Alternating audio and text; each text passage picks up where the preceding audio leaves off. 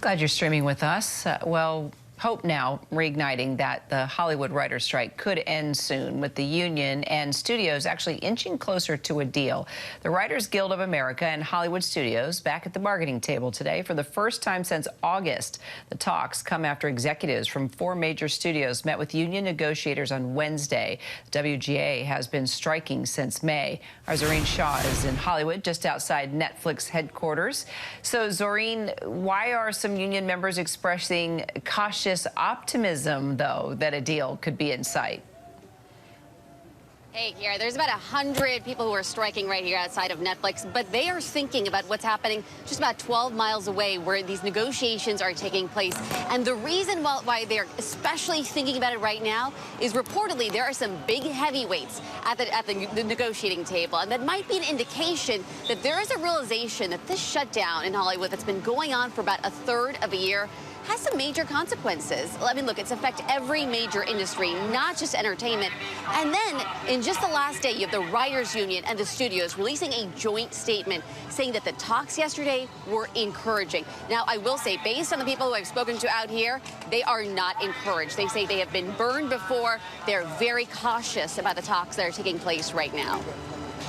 And so some union leaders are saying, not so fast. Even WGA's Sean Wines tweeted, very encouraging and incredible progress, or exactly what the studios would say if they want to get people's hopes up. So what's the major sticking points here that are just keeping these negotiations from totally going through? Yes, so I will caution. So he is a strike captain. He's not at the negotiating table with the writers and the actors. And the things that they are fighting over right now, both the writers and actors, they are looking for better residual pay. They're looking for higher wages for streaming shows, and they're looking for protection for their likeness from AI. But they're really hush-hush on where exactly they are on those specific points. And so we'll just have to see as they release more information. All right. Now, if this strike continues, what could it mean for business and also for the public? Honestly, Garrett, not a whole lot. I mean, look, the actors are still on strike, and we don't know where they are in their negotiations. And so TVs and movies, they wouldn't just suddenly start because of those actors still being on strike. And so we are still looking at really tough times ahead in Hollywood. I mean, look, the recent movies that have been put out, there's been very little promotion because those actors can't do any publicity for them. They haven't done relatively well.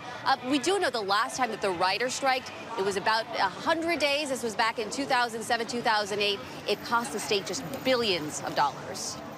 So as I'm seeing you right there with all those striking right behind you, hearing the honks and the support for these folks, it's been 143 days now. It's the union's longest strike ever.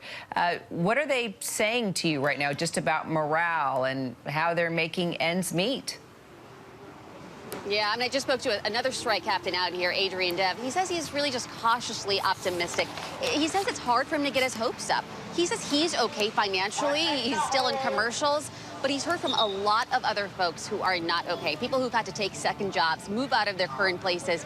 I spoke to another lady out here who was striking. She says she went to a food bank just a couple of days ago, and she says there was a line of about 80 to 100 people who work in entertainment who were at that food bank, and a lot of her friends have had to take up jobs at grocery stores, at pet shelters, just a whole range of things, and they're just bracing for this to still go on for a very long time.